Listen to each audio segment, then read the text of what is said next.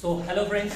तो आज कुछ नया टॉपिक लेकर आया हूँ आप सभी के लिए, जो लोग सोच रहे हैं टैटू इंडस्ट्री में एंटर करने के लिए। क्योंकि कैसा है, सभी लोग सोचते हैं कि मुझे टैटू इंडस्ट्री करना है, टैटू इंडस्ट्री में वर्क करना है, लेकिन थोड़ा फाइनेंशियल प्रॉब्लम होते हैं, उनको पता नहीं चलता कि कितना खर्च लगेगा और क्या लगेगा। वो स्टार्टअप तो कर देते हैं, लेकिन कैसा है, फाइनेंशियल कंडीशन की वजह से थोड़ा ग्रोथ नहीं कर पाते। तो कैसा एक आइडिया होना चाहिए कि एक रफली कि कहाँ तक हमारा खर्चा होने वाला है, कितनी इन्वेस्टमेंट होने वाली है। तो कुछ इसी टॉपिक को लेके आज वीडियो में बनाने वाला हूँ।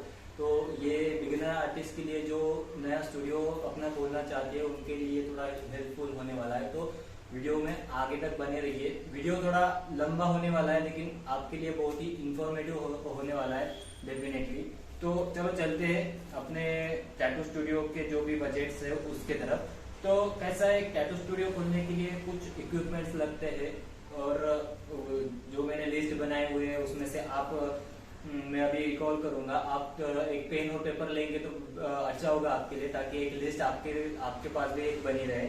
तो टैटू स्टूडियो में जो इक्विपमेंट्स लगते हैं, तो वो कैसा है, फर्स्ट ऑफ ऑल तो हमें टैटू मशीन लगती है, जिससे हम टैटू बनाने वाले हैं। ठीक है, तो टैटू को एक ग्रिप वगैरह होती है, तो ग्रिप भी होती है। सेकंड थर्ड वाला जो होता है, वो मशीन को रन करने के लिए पावर सप्लाई चाहिए होता है। वो पावर सप्लाई हमें हमारे पास होना चाहिए। मशीन रन करने के लिए एक फुट स्विच होता है, वो फुट स्विच होना चाहिए। मैं बात कर रहा हूँ एक रोटरी और कॉइल मशीन की। ठीक है, एक और मशीन भी आती है जो कि पेन मशीन होती है। तो पेन मशीन बेसिकली थोड़ी कॉस्टली रहती है। तो मेरे ख्याल से तो जो भी बिगिनर आर्टिस्ट है, उन्होंने पहले बेसिक से मतलब कॉइल और रोटरी पे ही जाना चाहिए, क्योंकि उसकी कॉस्टिंग थोड़ी बजट में आती है और हमें स्टार्टअप के लिए वो बढ़िया है। और जैसे जैसे हम ग्रिप पकड़ेंगे अपने बिजनेस में, तो हम अपग्रेड कर सकते हैं। तो ज्यादा इन्वेस्ट करने के पीछे मत भागिए, क्योंकि जितना बजट में रहेंगे उतना ही हमारे लिए अच्छा रहेगा। तो ठीक है, तो ये हो गया मशीन के बारे में। तो नेक्स्ट इज स्टेंसिल पेपर। तो कैसा है, जो भी क्लाइंट आता है उसको जब भी हम डिजाइन फाइनल करते हैं, तो उसको दिखाना पड़ता है कि स्टेंसिल जो भी अपना डिजाइन हो उनके हाथ पे कैसे लगने वाला है। तो स्टेंसिल प्लेस करना एक जरूरी पार्ट है। तो स्टेंसिल के दो टाइप है। एक तो पेपर लेके हम अपने हाथ से स्टेंसिल बनाकर उनको प्लेस करके दिखा सकते हैं, या फिर हम प्रिंटर की मदद से भी स्टेंसिल निकाल सकते हैं। अभी प्रिंटर में भी दो तरीके हैं। एक तो थर्मल पेपर यूज करके डायरेक्टली थर्मल पेपर पे प्रिंट निकलती है, और दूसरा जो है अपने नॉर्मल पेपर भी हम प्रिंटर में यूज कर सकते हैं। लेकिन उसके लिए एक अलग इंक टाइप प्रिंटर लगता है, उसमें स्टेंसिल इंक अलग से जाती है, अपनी नॉर्मल इंक उसमें नहीं चलती है। ठीक है, तो उस पर एक डेडिकेटेड वीडियो में बनाऊंगा कि कैसे इंक टैंक प्रिंटर यूज करके हम स्टेंसिल निकाल सकते हैं। तो ये हो गया स्टेंसिल पेपर के बारे में। तो टैटू अगला वाला है कि टैटू करते समय हमें ग्लव्स की जरूरत लगती है। थोड़ा हाइजीन के लिए तो ग्लव्स यूज करना पड़ता है। तो ठीक है, और जो भी हमारा सेटअप है उसके लिए इस तरह के कुछ टिश्यूज आते हैं, टेबल टिश्यूज जिसे बोलते हैं। तो ये टेबल टिश्यूज हमें चाहिए। इंक रखने के लिए थोड़े इंक कप्स वगैरह, जिस तरह की इसमें छोटी बड़ी और मीडियम 3 साइज आती है, तो इसमें से इस तरह के कुछ इंक कप्स चाहिए। और जब हम टैटू करते हैं, तो टैटू को क्लीन करने के लिए थोड़ा सा सोप, या तो ग्रीन सोप आता है या तो ब्लू सोप आता है, आप दोनों में से कोई भी एक यूज कर सकते हैं। ठीक है, और जब टैटू कंप्लीट होता है, तो उसको रैप करने के लिए एक प्लास्टिक रैप भी आता है।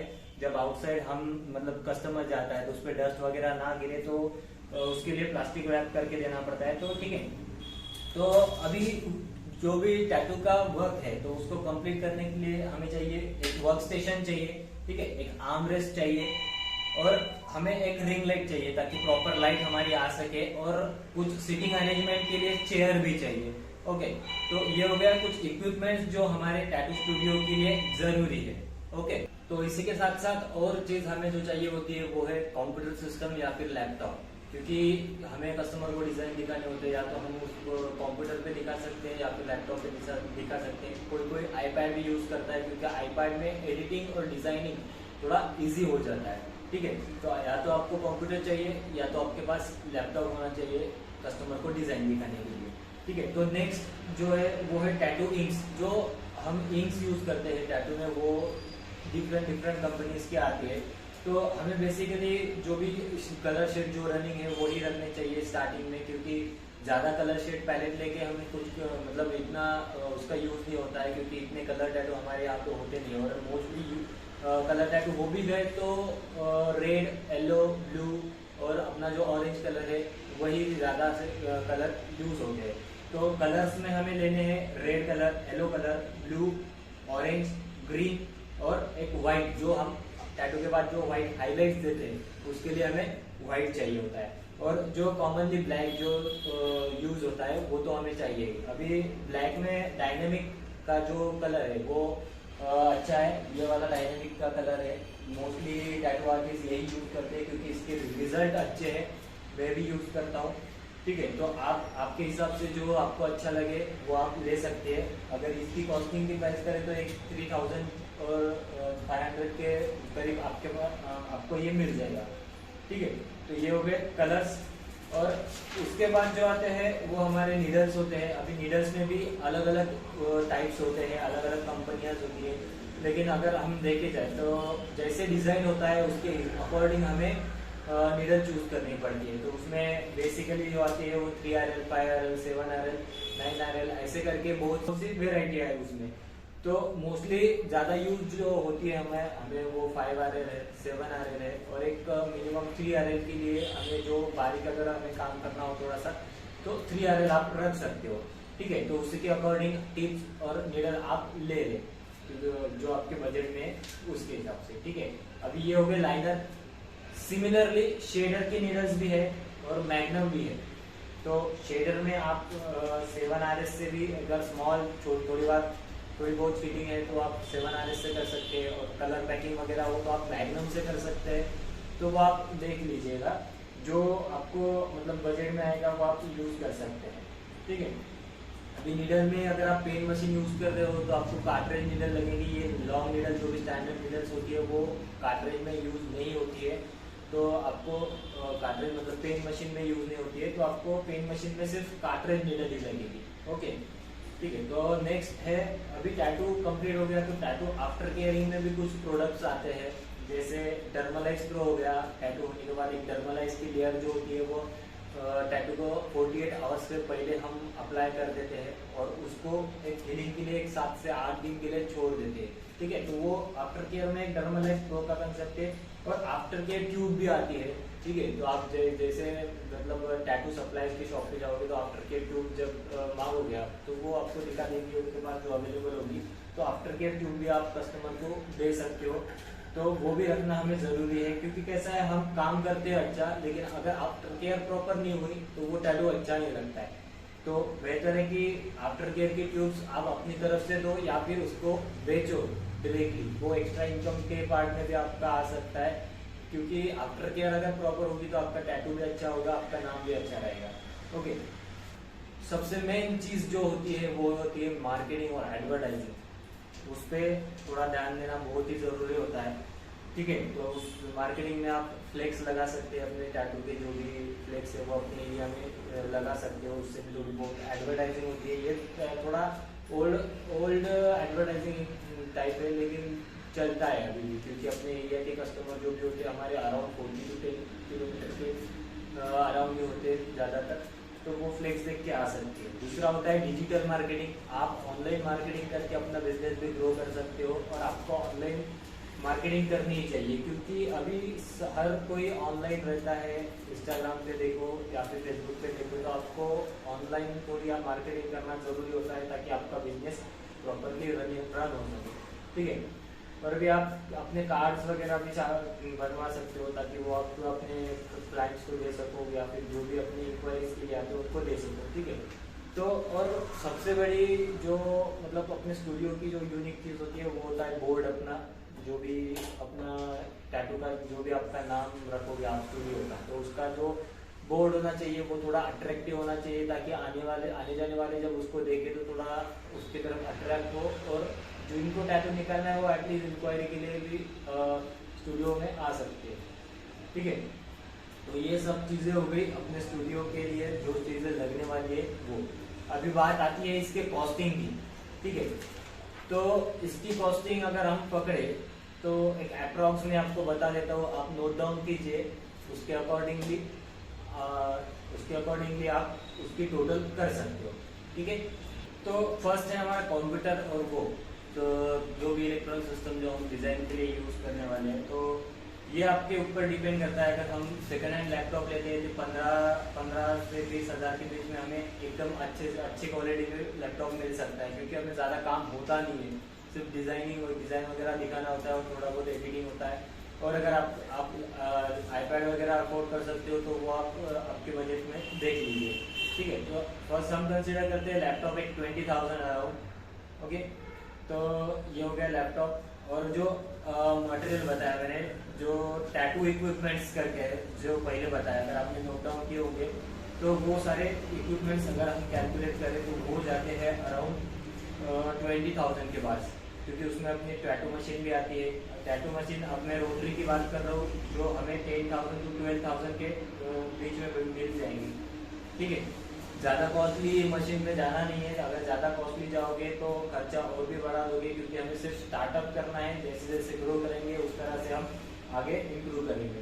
ओके, तो अगर इससे हमें ये वाला खर्चा हो गया 20,000 लैपटॉप का, 20,000 हो गया अपने जो भी इक्विपमेंट, टैटू इक्विपमेंट सामने देखे थे वो वाले। और अभी इसमें चेयर वगैरह, फर्नीचर और ये, इसके लिए एक्स्ट्रा एडिशनल 20,000 मैं ऐड कर देता हूँ, क्योंकि हमें बैठने के लिए चेयर चाहिए ही, हमें आर्मरेस्ट चाहिए, हमें वर्क स्टेशन चाहिए, हमें रिंग लाइट चाहिए। तो ये वाला जो और हमें जो रिसेप्शन का एक सेटअप होता है उसके लिए भी थोड़ा पैसा चाहिए। तो उसके लिए एक रफली 20 to 25,000 मैं कंसिडर करके बैठा हूँ, ठीक है। तो ये 20 to 25,000 के बीच में आप ले सकते हो, सभी खरीद सकते हो, ठीक है। तो अभी इंक जो मैंने बोला था आपको, जो बेसिक से कलर है, जो कलर 6 कलर और एक जो 7वां कलर होता है अपना डायनामिक, एकदम जो रफली मोस्टली यूज होता है ब्लैक में। तो अगर अपन ये 6 कलर पकड़े इटरनल की, आप इटरनल कंपनी के 1 आउंस की बोतल आती है और हाफ आउंस की बोतल आती है। आप हाफ आउंस भी यूज कर सकते हो, 1 आउंस भी यूज कर सकते हो, लेकिन मेरे ख्याल से आपने 1 आउंस लेना है, क्योंकि उसमें क्वांटिटी ज़्यादा आती है और वो अच्छे भी होते हैं, ठीक है। तो अगर 750 पर आउंस से हम पकड़े तो 6 बोतल हमारी हो जाती है 4,500 की, ओके। और 3,000 के अराउंड हमारी ब्लैक डायनामिक ब्लैक की बोतल आ जाती है। तो टोटल हो गया 7,500। तो अप्रॉक्स इसको हम 8,000 कंसिडर कर लेते हैं। 500 कम ज़्यादा हो जाएंगे अगर आप ऑनलाइन बुलाते हो तो उसके डिलीवरी चार्जेस वगैरह। तो 8,000 हम इसके कंसिडर कर लेते हैं, ओके। और उसके बाद जो आता है नीडल्स और ये, तो नीडल्स के लिए जो हमारा खर्चा होने वाला है वो अराउंड जाने वाला है 8,000। तो गए अभी नीडल्स में देखते हैं। अभी नीडल्स कैसा है, हम हमारे अकॉर्डिंगली उसको बाय कर सकते हैं। एकदम स्टॉक में भर के रखना नहीं है हमें बस सिर्फ 1 या 2 महीने का जो भी स्टॉक है वो भर के रखना है, ताकि हमारा खर्चा बच सके। और जैसे जैसे बिजनेस करेंगे, जैसे जैसे रिक्वायरमेंट आएंगी मटेरियल, वैसे वैसे बुलाते जाएंगे, ठीक है। तो बेसिक में अगर 3RL, 5RL और 7RL की जो लाइनर है वो सफिशियंट है हमारे लिए। और RS में देखो 7RS से शेडिंग वगैरह हो जाती है छोटे छोटे टैटू की। और अगर बड़ा टैटू है तो उसके लिए मैग्नम्स यूज किए जाते हैं। तो एक 9 मैग्नम और 13 मैग्नम का 2 बॉक्स हो रहे अपने पास तो वो भी सफिशियंट है। अभी इसका जो नीडल का अगर रफली कैलकुलेशन करें, अभी कैसा है, इसमें भी अलग अलग कंपनियां हैं, हर ब्रांड का अलग अलग प्राइसिंग है। तो मैंने वर्च्यू नीडल्स करके है, उसको कंसीडर करके ये प्राइसिंग निकाली है। और नीडल्स के साथ साथ हम जब रोटरी मशीन यूज करते हैं, कॉइल मशीन यूज करते हैं, तो हमें टिप्स भी चाहिए होती है। तो टिप्स को भी मैंने इसमें इंक्लूड किया हुआ है, ठीक है। तो ये अराउंड जाता है हमारा ये जाता है पूरा 8,000 के करीब। इसमें अभी लाइनर, शेडर, टिप्स और ये सब इंक्लूड है, ओके। आप कम क्वांटिटी में भी बुला सकते हो, एक बॉक्स अगर करोगे तो आप 3-4 हज़ार में भी इसको कवर कर सकते हो। लेकिन बेटर है कि 2 महीने का स्टॉक रखो, ताकि बार बार हमें ऑर्डर करने की ज़रूरत ना पड़े और अवेलेबल क्या चीज़ है ज़्यादा देखने की ज़रूरत ना पड़े, ठीक है। तो अभी इसको हम 8,000 कंसिडर कर लेते हैं, ठीक है। और अभी जो नेक्स्ट है वो हमारे पास आते हैं, जो प्रोडक्ट्स हैं हमारे पास वो आते हैं आफ्टर केयर प्रोडक्ट, ठीक है। आफ्टर केयर प्रोडक्ट बेसिकली ये हमारा एडिशनल अर्निंग का जरिया होता है, क्योंकि जो आफ्टर केयर क्रीम होती है वो हम क्लाइंट्स को बेच सकते हैं, ठीक है। तो उसको बेच के भी हम थोड़ा बहुत कमा सकते हैं उसमें, क्योंकि ये क्रीम्स जो है मार्केट में थोड़ी कॉस्टली मिलती है और इजीली अवेलेबल नहीं रहती है। तो उसको भी हम रख सकते हैं। तो उसके लिए हमें जो ट्यूब्स वगैरह है उसके लिए हमें थोड़ा कॉस्टिंग वगैरह मतलब इन्वेस्ट करना पड़ता है, पहले हमें वो बाय करनी पड़ती है। तो इसके लिए हम अप्रोक्स 4,000 इसके लिए कंसिडर करेंगे।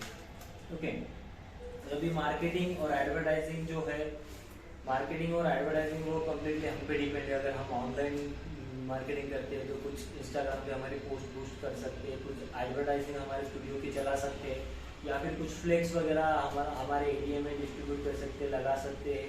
कुछ कार्ड्स वगैरह छापने होते हैं, हमारा जो भी एडिशनल अट्रैक्टिव बोर्ड हमें बनाना है शॉप का, तो वो भी हम बना सकते हैं। तो उसमें एक अराउंड अगर पकड़ा जाए तो एक अप्रोक्स 15,000 तक का खर्चा मेरे हिसाब से तो बैठता ही बैठता है, ठीक है। क्योंकि अगर फ्लेक्स करेंगे तो फ्लेक्स सिटी में अगर बैठाएंगे तो अप्रोक्स 5 to 6,000 के फ्लेक्स ही हो जाते हैं। और अपना डिजिटल बोर्ड या फिर कुछ भी अट्रैक्टिव बोर्ड बनाना हो तो 8 से 10,000 रुपये उसमें निकल जाते हैं। तो 15,000 एक रफली प्राइस है जो मैंने कंसिडर की है, ठीक है। तो इसके साथ साथ हमें एक और चीज़ चाहिए होती है, वो है प्रिंटर। क्योंकि प्रिंट करने के लिए अभी जो भी डिज़ाइन है वो प्रिंट करने के लिए हमें प्रिंटर चाहिए होता है। अभी प्रिंटर का कैसा है, अगर आप स्टेंसिल प्रिंटर लेते हो, जैसे ये एप्सन का M105 इंक टैंक प्रिंटर है, जिसमें टैटू की जो स्टेंसिल इंक है वो डलती है और हमें डायरेक्टली स्टेंसिल मिलती है। क्योंकि जैसे हम डिज़ाइन को प्रिंट करते हैं, हम डायरेक्टली कस्टमर के हाथ पे प्लेस करके वो दिखा सकते हैं। हमें कुछ भी मतलब कुछ भी अपना हाथ से ट्रेसिंग वगैरह नहीं बनाना होता है, कुछ नहीं होता है। अगर वो आप लेते हो तो एप्सन का जो प्रिंटर है वो अराउंड ऑनलाइन अभी 13,000 के करीब मिल रहा है। और उसमें जो इंक जाती है उसकी जो बॉटल होती है, एक छोटी बॉटल होती है, आई थिंक 150 ml की होती है, तो वो अप्रॉक्स आती है 6,000 रुपीज़ की। तो ये वाली जो कॉस्टिंग है ये जा रही है पूरी 19,000 के करीब अपन 20,000 इसको कंसिडर करेंगे, ठीक है। तो ये हो गया हमारा बेसिक खर्चा जो हमें लगना ही लगना है। स्टूडियो जब हम डालते हैं तो उसके लिए हमें इतनी कॉस्टिंग तो चाहिए होती है। अभी टोटल देखते हैं हम कितना हो गया, ठीक है। तो ये अप्रॉक्स जा रहा है हमारा 1,30,000 के अराउंड हमारा पूरा कॉस्टिंग जा रहा है। अगर आपको स्टूडियो नया स्टार्टअप करना है तो आपके पास इतना होना चाहिए, क्योंकि हमें इतना इन्वेस्ट करना है। और ऊपर से हमें लोकेशन देखना है, हमें जहाँ पर स्टूडियो डालना है वहाँ पे शॉप के रेंट वगैरह क्या है। क्योंकि कैसा है, किसी भी कोने में जाके कम रेंट है इसलिए वहाँ पे शॉप खोलना ये कोई समझदारी वाली बात नहीं है। थोड़ा रेंट ज़्यादा हो तो कोई बात नहीं, लेकिन ऐसे क्राउड में जाना है हमें जहाँ पे हमें क्लाइंट्स मिल सके। क्योंकि अगर 1-2 क्लाइंट्स डेली के हमें मिल जाते हैं एक्स्ट्रा में, जो कि हमें सस्ते वाले जहाँ पे रेंट कम है वहाँ पे नहीं मिलने वाले, तो वो बेटर है कि हम रेंट थोड़ा ज़्यादा दें और 1-2 क्लाइंट्स एक्स्ट्रा लें। क्योंकि हमारा कस्टमर फ्लो भी बढ़ जाता है, हमारा इनकम भी बढ़ जाता है, और हम मतलब पॉपुलैरिटी एडवर्टाइजिंग ऑटोमेटिक हो जाती है। क्योंकि वहाँ से क्राउड जाता है, देखता है, वो 4 लोगों को बताता है। तो इस हिसाब से आप अपने एरिया में जहाँ पर भी आप प्लान कर रहे हो तो इस पॉइंट को थोड़ा ध्यान में रख के अपना स्टूडियो का लोकेशन डिसाइड करें। तो उसका जो भी रेंट वगैरह है वो भी इसमें ऐड हो जाता है। तो अप्रॉक्स 1,50,000 के अराउंड इनिशियल कॉस्ट आपके पास होनी चाहिए, ताकि आप स्टार्ट कर सको। बाकी तो ठीक है, अपन जैसे जैसे बिजनेस ग्रोथ होता है वैसे हमारी इनकम भी बढ़ती रहती है, और जैसे कस्टमर रिस्पांस होता है उस तरह से आप अपने एरिया के हिसाब से उसको देख सकते हैं। फिर हमें शॉप मतलब वो हम अफोर्ड कर पा रहे हैं या नहीं कर पा रहे, तो ठीक है। तो पहला महीना, 2 महीने, 3 महीने हमें देखना है हमारा कस्टमर फ्लो क्या है, हम कितना अर्न कर रहे हैं, हमारा रेंट वगैरह, उसका बजट कैलकुलेट करके हमें आगे की प्रोसीजर करनी है। क्योंकि अगर ऐसा नहीं होना चाहिए, हमारा रेंट है 20,000 और हमें आ रहे हैं एक 30,000 की इनकम हो रही है महीने में, 1,000 रुपये रोज पकड़ ले, ठीक है। तो 20,000 तो हमारा इसमें चला गया रेंट में। बाकी 5,000 रुपये हमारा मटेरियल कॉस्टिंग पकड़ा जाए, तो बाकी जब बचता है तो वो है सिर्फ 5,000। अभी 5,000 के लिए आप तो महीना भर काम नहीं कर सकते, तो वो लोकेशन हमारे लिए सही नहीं है, ठीक है। अगर आप 20K का जो स्टूडियो अफोर्ड कर रहे हो, मतलब रेंट दे रहे हो, तो अप्रॉक्स कम से कम वहाँ पे बिजनेस 60 से 70,000 रुपये का महीने का बिजनेस होना चाहिए, ताकि 20,000 रुपये ये निकाले, 20,000 रुपये निकाले स्टूडियो के निकाले, और 5,000 ये निकाले, पूरा 25,000 निकालने के बाद हमको भी 40-45,000 रुपये बचने चाहिए, जो भी अप्रॉक्स पहले कम ही सेविंग होगी, क्योंकि पहले हमें मतलब किसी को स्टूडियो पता नहीं होता है, ये नहीं होता है। तो जैसे जैसे आइडेंटिटी हो सबको पता होगी कि यहाँ पे टैटू स्टूडियो है, यहाँ पे टैटू करने हैं, तो जैसे हमारा टैटू का जो भी फ्लो बढ़ेगा वैसे वैसे हमारा जो बजट है तो वो भी बढ़ेगा और हमारी इनकम बढ़ती जाएगी। तो उस हिसाब से पेशेंस रखना बहुत ज़रूरी है। तो एक रफली 1,50,000 का हमारा बजट यहाँ पे निकल आता है कम से कम स्टार्टअप के लिए, ठीक है। आगे आप किस लेवल पे इस बिजनेस को करना चाहते हैं वो आप कम्प्लीटली डिपेंड करता है आप पे। तो इतनी तो कॉस्ट हमें चाहिए ही चाहिए। और सबसे बड़ी बात जो मैं अभी बोलने जा रहा हूँ कि सिर्फ ये बजट रख के या फिर इतनी अमाउंट हमारे पास है तो हम स्टूडियो बना पाएंगे, टैटू स्टूडियो रन कर पाएंगे, ऐसा नहीं होता है। क्योंकि टैटू स्टूडियो खोलने के लिए पहले स्किल होनी चाहिए, हमें टैटूज आने चाहिए, हमारी आर्ट अच्छी होनी चाहिए, ठीक है।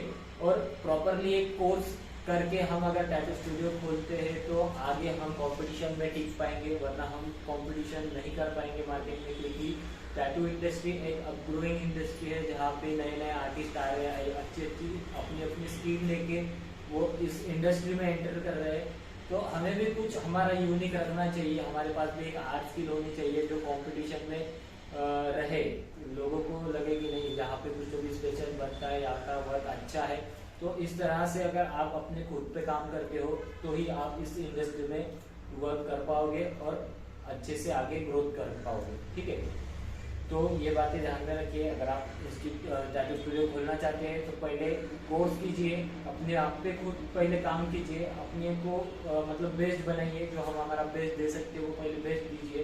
उसके बाद जो ये टोटल हमने की है उतनी अमाउंट हमारे पास चाहिए, हम एक टैटू स्टूडियो स्टार्टअप कर सकते हैं और उसमें ग्रोथ कर सकते हैं। आई होप कि ये वीडियो आपको इन्फॉर्मेटिव लगा होगा, और अगर ये वीडियो अच्छा लगा हो तो मेरे चैनल को सब्सक्राइब जरूर कीजिएगा ताकि मेरे आने वाली वीडियोस जो है वो आप तक पहुंच सके। इसी तरह के बहुत सारे वीडियो मैं आगे लेके आने वाला हूँ, तो आप बने रहिए मेरे साथ और मेरे चैनल को सब्सक्राइब कीजिए और वीडियो को लाइक ज़रूर कीजिएगा। Thank you.